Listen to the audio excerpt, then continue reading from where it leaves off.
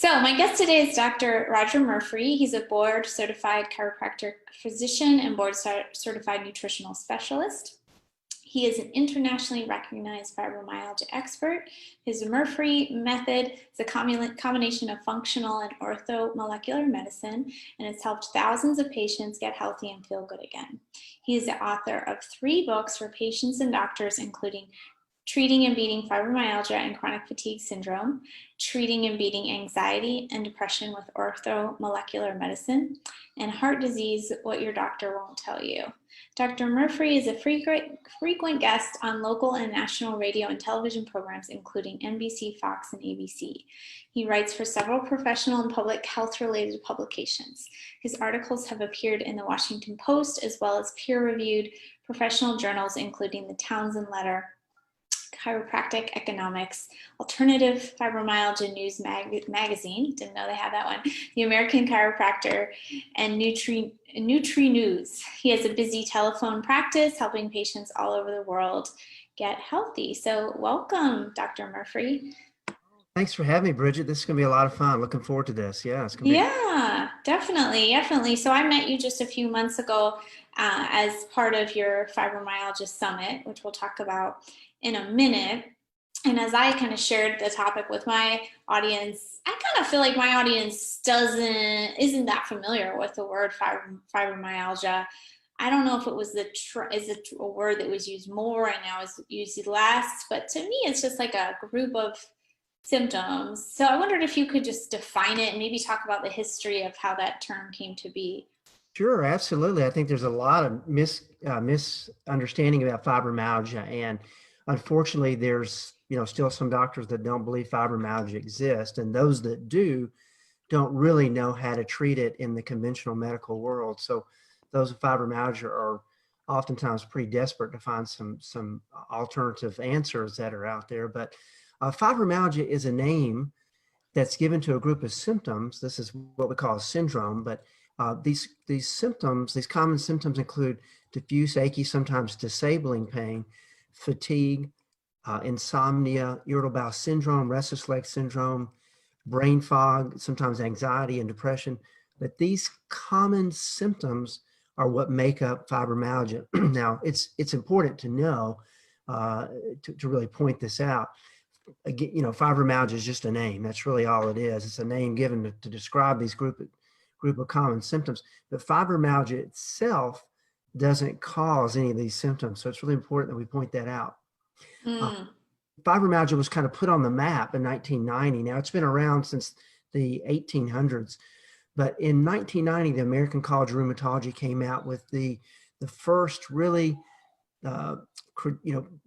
agreed upon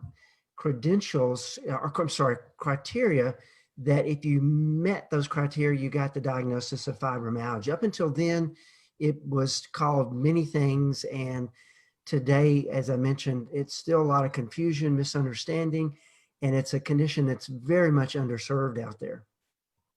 Yeah. So let's talk about, you said that it's just a name, which is great, but it's not a cause.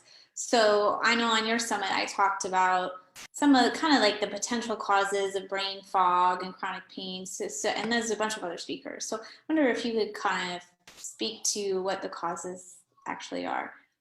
So with fibromyalgia, the catalyst for the disease is stress. And in the functional medicine world, we would all agree that probably 95% of all the conditions that are out there are brought on either directly or indirectly from an acute or long-term stress. But in fibromyalgia, if we look at the smoking gun, we can see that the majority of those with fibromyalgia will relate that they've either had long-term stress or a stressful event that kind of put them over the edge.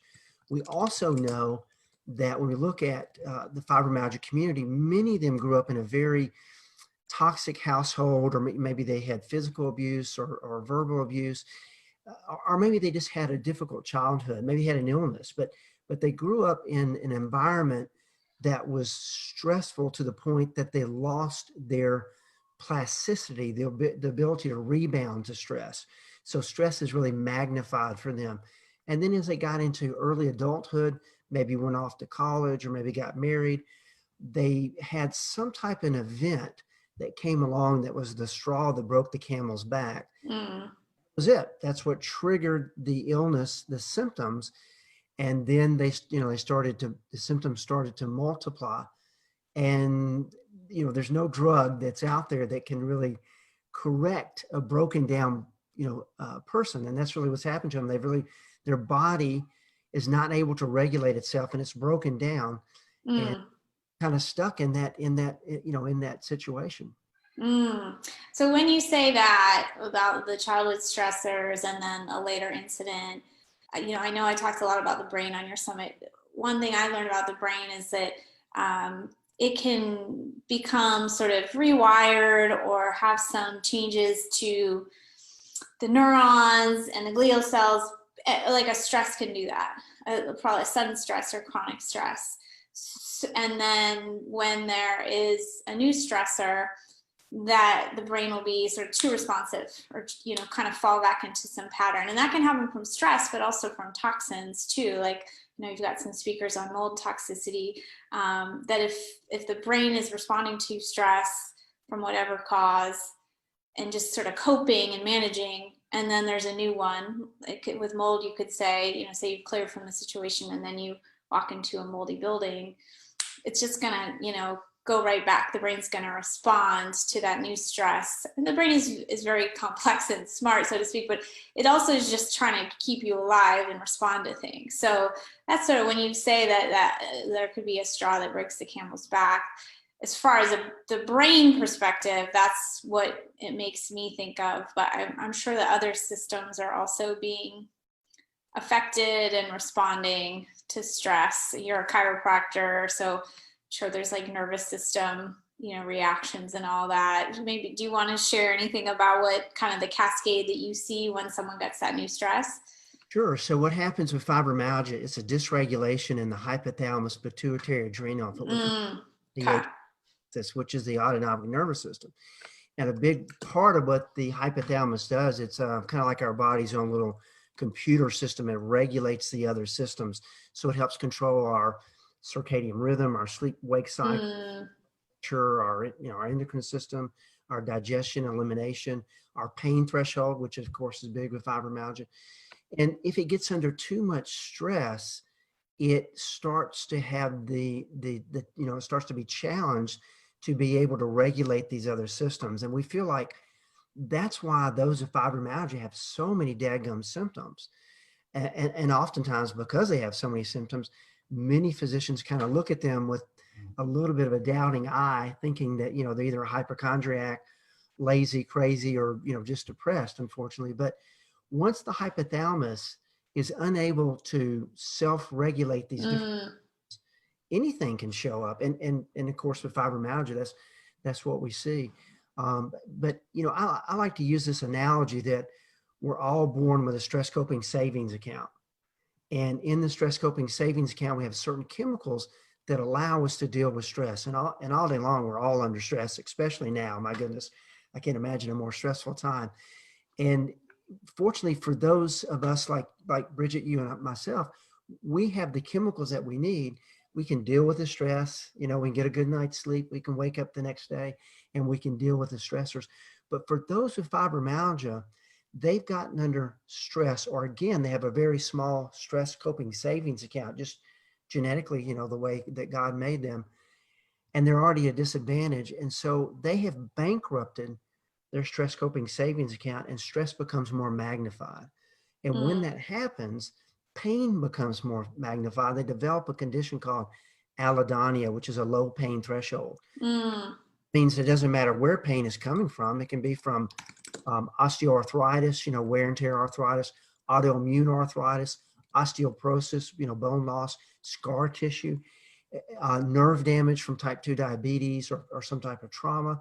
But any of these things can trigger pain. But in the fibromyalgia patient, that pain is exponentially magnified to the point that little things that would never bother you and I would be a tremendous amount of discomfort for these individuals.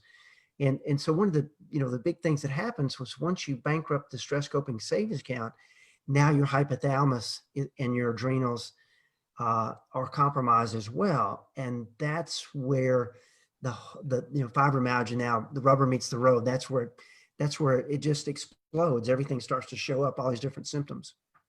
Okay. Okay. Yeah, that makes a lot of sense as well. And yeah, that constellation of symptoms, it makes sense the HPA is affected. I just had a question recently about, why is my circadian rhythm off and how do I change it? And now you're making me think about that whole background.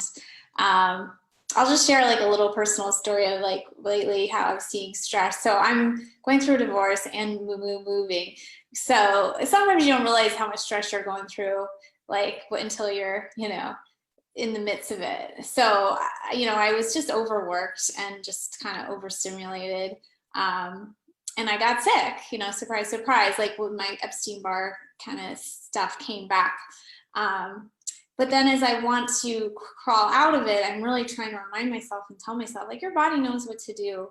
You just need to manage your stress. You just need to rest more. You need to do a lot of nurturing. Because I think for me, there's other things I can do. Certainly I'm working on viral stuff and that, but like, it's sometimes counterintuitive. Like you want to just like go fix it, but actually you just like really need to slow down and listen to your body. Because it's telling you like, we can't handle this. This is too much.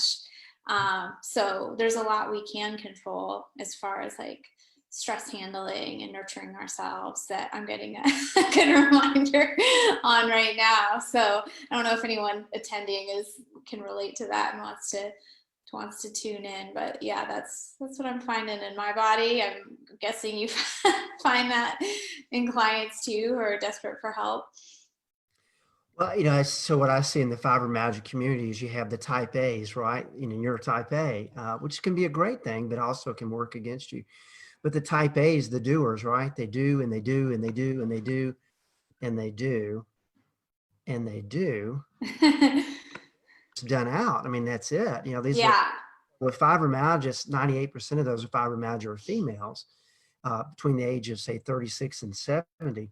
And it affects about 8% of the population here in the United States and worldwide. And so what happens is they just literally kind of burn out. And when that happens, that's what sabotages their HPA axis. Now, Mm. other side too, though, Bridgit, you've got the caregivers, right? So I take care of a lot of doctors and nurses and healthcare workers, people that, they're the caregivers, right? But you don't have to be a professional caregiver. You could be the caregiver of your family, somebody that your family goes to for anytime that they need something, and you could, you give and you give and you give. Right. True. You're giving out, right? It doesn't matter. It's this ongoing stress that if it's not managed correctly, in your case, you're intelligent enough, you're trained as a functional practitioner, you know what you need to do. But those with fibromyalgia or those that, are not trained like we are, they're at this disadvantage in that they get in that situation, they really don't know what to do. And there's really no drug for that. There's no True. Yeah. take, you can take benzodiazepines, Xanax and Valium to calm you down, but that really doesn't solve the problem. The problem is that, and for fibro particularly, if you bankrupted your stress coping chemicals, you don't have them, then every day you wake up, you're trying to get through the day and and manage stress, and stress becomes more and more pronounced. Little things that didn't bother them True. become huge. So bright lights, loud noises, things that we would never think anything about. In the fibro community, any type of stressor can just send them into a flare, put them in bed for 2 or 3 days for some of them. Yeah, that's a great point. One thing I had come up this time that I'll speak to two things. It's like luckily I've learned a lot, but sometimes when I get into certain new situations, when COVID started, I did the same thing. Like I will revert to type A because that's sort of my like old patterning, right? So I'll revert back to type A without realizing that I'm doing it. So luckily I'm not always in it anymore. I've trained that out of me. But what's the weird stuff that's happening now? I'm just kind of using this example. I got constipated and I got like kind of difficult urination. I've never had in my whole life. But I was like, this is what my body's supposed to do automatically, right? And it has to relax. to digest. It has to relax to like just do things naturally. So I'm really trying to remind myself, like, my body has this innate ability. I just have to like slow down, slow my roll, and let it do it. So yeah, I love this conversation. And yeah, not everything is solved with a pill or even a functional medicine procedure. It has to be, you know, really kind of resetting. So it looks like Tiffany is talking about that very thing that we're talking about now, which is awesome. Nikki's talking about trauma. She's so great at this. I don't know this person. Now, Jennifer Lipton is the best-selling author of the Fibro Manual. Okay. And Jennifer she has fibromyalgia. She has a very large clinic out in Oregon. I want to say it's in Portland. Okay. She's got a very large fibro practice out there, and she is one of the spokespeople for the Arthritis Association, which, but she's also trained in functional medicine too. So she's really neat. Great. The thing is, when she got diagnosed with fibromyalgia as a medical student, she told me the first book that she read was mine. So I flattered. It made me feel kind of old, but I was flattered that she said that. And but she's really just a wonderful soul. I'm sure she's just a fantastic doctor too. Great person, yeah. Yeah, and you've got a report here. And one thing I want to stress to my folks about fibromyalgia is you don't have to know you have it or any of that, like, it's because this is so interwoven with other labels and other patterns. So if you are having any of the things we talked about, you know, IBS, circadian rhythm disruptions, chronic pain, low stress threshold, just come explore, because there's going to be a lot of resources here for you, even if you don't have that particular label. So you get these 4 resources. Again, these summits are always free. You'll get these 4 things right away, and then we'll kind of run through some of the other offerings. I always like to do this because it's visual, you know, and then people can just kind of see. Yeah. You know, if you look at some of the speakers, you can see it's really a menagerie of different health conditions, because that's what makes fibro so challenging, is there's so many pieces of the puzzle. And for one person, there's, you know, maybe this is going to be the key piece, right? Exactly. Experts on, as you mentioned, Margaret Christensen on mold. We've got Betsy Greenleaf, a double board fellow in urologist and OBGYN. So pretty bright. And she's obviously a type A, but she does a thing on interstititis. Siobhan does a thing on SIBO. Yeah. A friend of mine does a thing on fasting. And then we have Tom O'Brien, who's just an amazing speaker, all about leaky gut. I do a thing on sleep and adrenal fatigue, but you see all these speakers here that really deliver, I think, information that for anybody that just wants to be healthier, they probably can find a speaker or 2 or more that they would really gain some incredible positive insight on what they need to do to be a little bit healthier. Awesome. Yeah, I like how you said, you know, it's sort of like also what do you need, and like what do you need at the moment is what it's occurring to me. I need some reminders on like rest and stress management. So I am also not familiar with this woman here, and so she's got to talk a lot about stress and rest. So that might be a good one for me to hear about. So, and is David also in Georgia? She's actually in Alabama, an hour east of here. You're in Alabama, okay. And David Jackers is in Atlanta, is that right? Yeah. Okay. Mm-hmm. Cool. Yeah, you guys got to stick together. Awesome. Anybody else you want to point out? I don't know all these. I know some of these people. It's funny. This one is sort of flipping between. Oh, I see. Because it's you plus a client sharing their story. That's a silly while they did it that way. But so there are some patients on there that kind of share some testimonials, real brief, just kind of about how, you know, unfortunately in fibromyalgia, there's a lot of doom and gloom, because in the conventional medical practice, most doctors, they really don't know how to treat it. And so they just tell their patients just to learn to live with it. And that's kind of bled over into the fibromyalgia community over the last decade. And people are kind of left with that mentality that, oh, I've got it, I can never feel good again. And that's just not true. So, you know, the last 2 decades of my life have been focused on helping those with fibromyalgia learn how to live healthier, happier, more productive lives. And you absolutely can overcome the symptoms associated with fibromyalgia and get your life back. You sure can. Mm.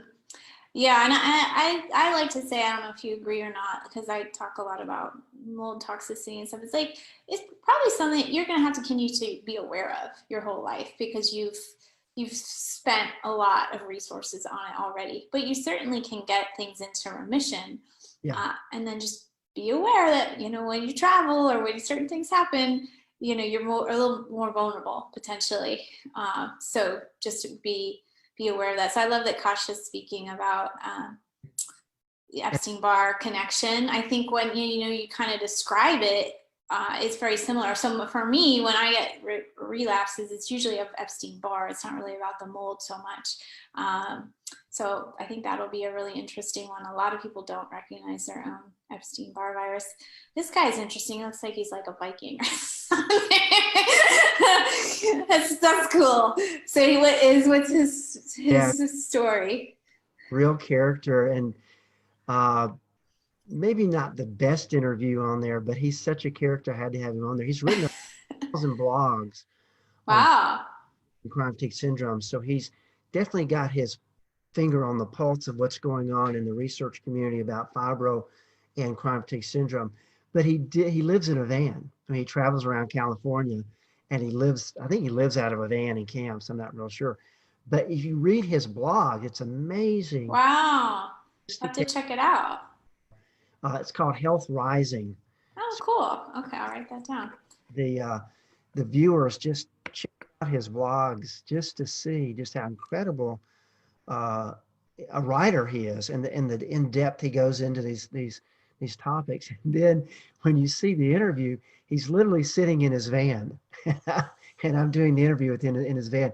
Now, Eva Detka, she did the vagus nerve. She's on here somewhere. Yeah.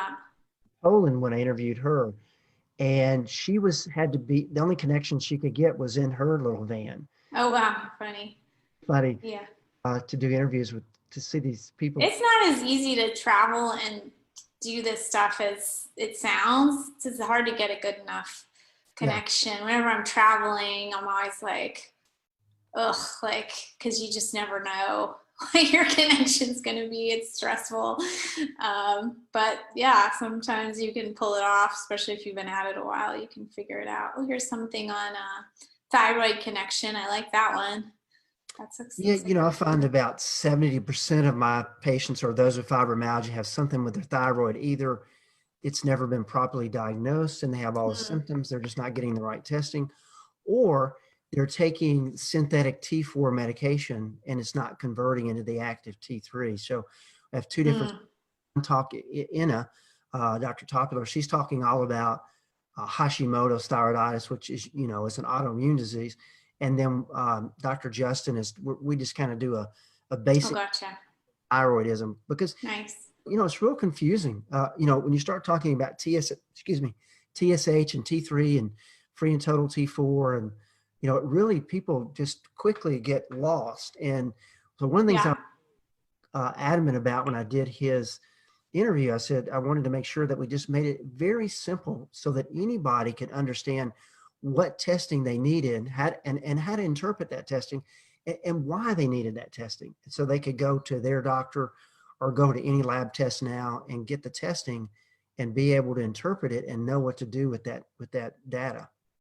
Yeah, and Justin's really good at talking about that. It's all top of mind for him. I remember as I got into studying the thyroid, when I was getting into functional medicine, I was like, it took a lot for me to wrap my head around it. And now I've got it, but it's just there's so many phases of hormone conversion and so many different causes. So, yeah, but it takes a minute if, you know, and if you're in the public, you often feel kind of shortchanged because your physician probably doesn't know those intricacies of the thyroid. And even if you go to endocrinologist, sometimes you're just getting meds, right? And you're not really getting the whole picture.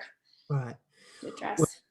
I think that's where the disconnect is. I think, you see these people that fall through the cracks, and as they have all the symptoms of low thyroid. So their lateral third of their eyebrows are falling out, maybe their hair's thinning out.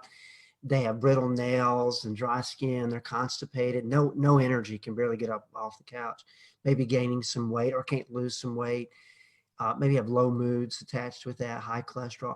And they go to their doctor and he or she says, oh my goodness, you must have a problem in your thyroid. And then the only thing they check is TSH and maybe a T4, which is kind of a snapshot, it didn't show you the whole picture. Right. It comes back normal, but the problem is has to do with the TSH.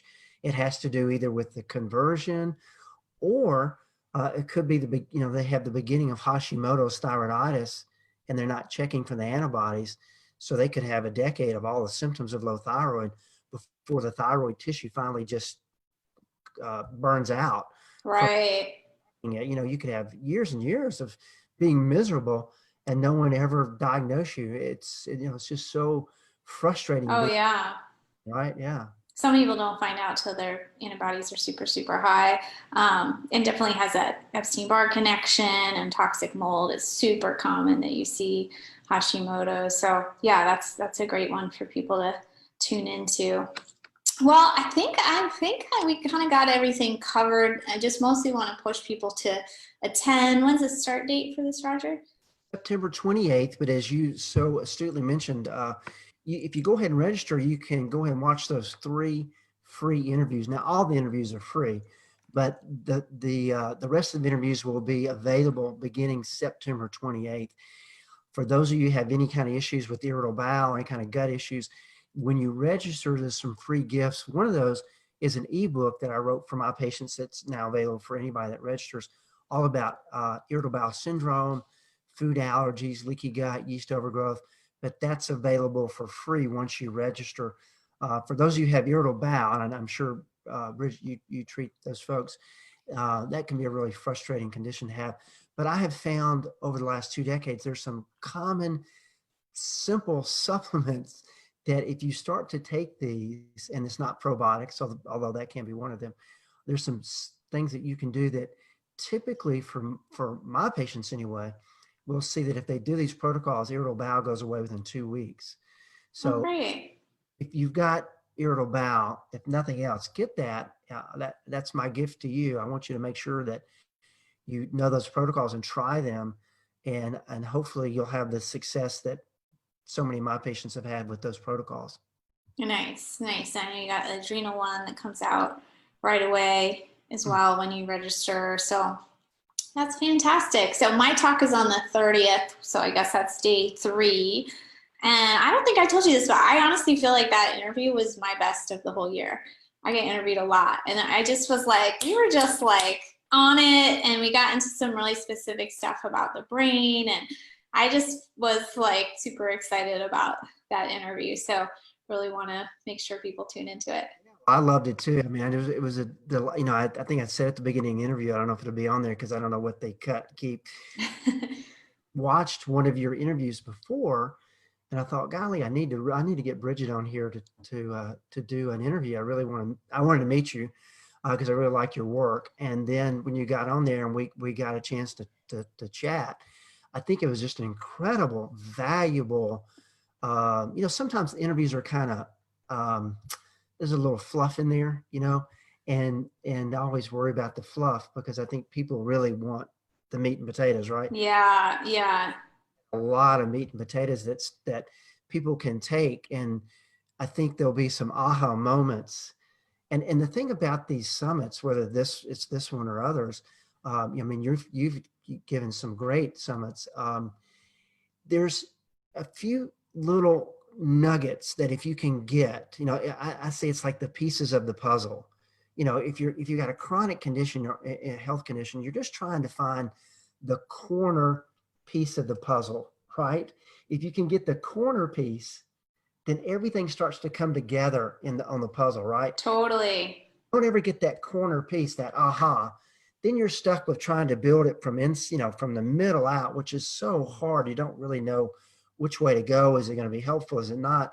And you waste a lot of time, a lot of money. But if you can get just one aha, and it's the corner piece of the puzzle. It brings it all together. It's just such a beautiful thing when that happens. I totally agree. I totally agree. It's so dizzying to be, the actual patient and feel like there's so many options. But I do feel too that you'll get that aha when you hear something that's true for you, right? And then you're like, oh, so when, I always say it because I've been that patient too, going through everything I have. And I'm like, I had still to work. I still had to be a mom. I didn't drop everything to study my own condition. I just kind of slowly followed threads that lit me up. And I was like, oh, that sounds like something I need. And then I follow that for a little while. So that totally works. You don't have to stress yourself out to get well. You probably won't get well if you stress yourself out. So it's really key. Yeah, absolutely. Yeah. Awesome. Well, thanks to everyone who's on live, and thank you to you, Rodger. Mostly we want to push people to Summit too, but you have a practice. Let me see. I had the link here earlier. You want to tell people a little bit about your practice as we close here? A bit more about me or about some of the topics that we talked about, whether you have fibromyalgia or not. You can go to yourfibrodoctor.com, and on there you're going to find free videos about anxiety and depression, natural ways to treat that. You'll find free blogs and protocols for leaky gut and food allergies and insomnia and chronic pain. I mean, these are all the things that make up fibromyalgia. So that's one thing that makes it kind of interesting. I guess I'd say it that way. Being a specialist in fibromyalgia, you really have to become really good at so many conditions like problems with your thyroid, or interstitial cystitis, or irritable bowel. These are all things that my patients have, but all those protocols are there on the site, yourfibrodoctor.com, and you're welcome just to take advantage of those, again, whether you have fibro or not. Yeah, great. So I got that in the notes, and you're seeing people virtually, which comes in really handy right about now. So Funny, because I've been virtual before I didn't even know it had a name. I mean, because my book came out in 2003. I had a medical practice, a real large medical practice for a number of years. And I sold that practice in 2003 when my book came out, and I started just touring around first the United States, then North America, and then over, other places. But and that kind of led to people finding me and saying, hey, I can't make it to Birmingham, Alabama. Can we just do it by phone? And so starting in about, I guess, 10 years, 15 years ago, I started a phone practice that evolved over the years to where the last several years it's been mostly, and now it's all phone, but for the, so it's been an interesting journey. It really has been. Yeah, I was the same, luckily the same. I sold my practice 3 years ago and I was just attracted to going online, partly because of everything we talked about. I'm like, I don't need the stress of running a clinic anymore. It doesn't fit for me anymore. So I'm so glad I did. And now everyone knows how to use Zoom. So that's been helping me out quite a bit. Do you want to take this one last question before we close? Barbara asks, is mast cell activation related or connected to fibro? It's not connected. It's not, it's not associated, but it's certainly a piece of the puzzle. Mast cell can create some havoc in my patients or those with fibromyalgia. So there's not an association, and I find it's not something I see that often in fibromyalgia. Okay. But it could potentially coexist, potentially. Until maybe the last 2 or 3 years. So yeah. Mold. No one really talked about it up until maybe 5 years ago. So true. Yeah, and everybody has such a mix of things. So I can imagine it could come together. Great. Well, thanks, Barbara, and thanks for everyone for being here. Rodger will be in touch, and I'll keep kind of talking about this as the summit goes live. Hey, Bridgit, thanks so much. I really enjoyed getting to hang out with you again, and look forward to doing it again. Yeah, sounds good. Bye, everybody. Thank you.